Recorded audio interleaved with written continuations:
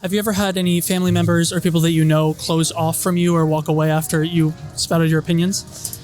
Yeah, so not too many family members. I've had some friends that maybe don't walk away, but they really, really don't like talking about it, and they pretty much just shut down any conversation that comes up. And I try to respect that. If somebody really doesn't want to talk to me, that's fine. I'm not going to force the issue.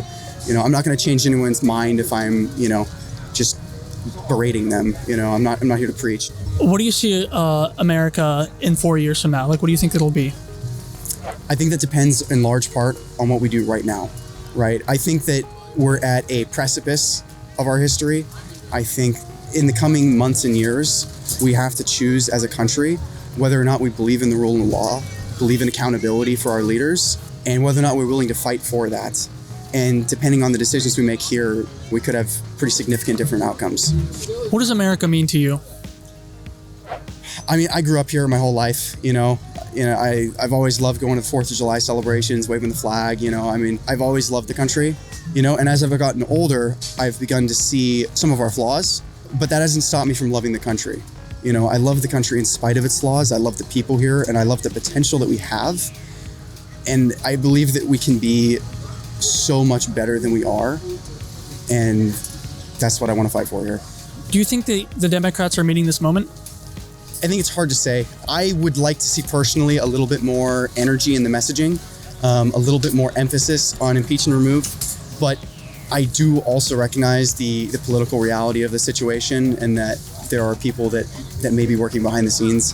This being said, the problem with working behind the scenes and making deals is that the people can't see it, and maybe somebody might be working hard, to work towards impeachment, but if they're not saying it publicly, then that might be sending the wrong messaging to their constituents, and it might even, in the worst case, be seen as an implicit support, of what's happening. So that's my hope, is that the Democratic leadership is going to start publicly, really pushing for the idea of impeachment and removal as the only option. Do you think after Trump is gone that some of his belief will linger by? Yeah, I do.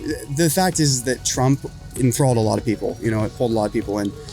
But the underlying conditions that led to him being able to take the presidency are still going to be there. Getting rid of him is not going to change the fact that we have people that are, angry about the current system and maybe are willing to give up on some of our rules and norms to get, what they want.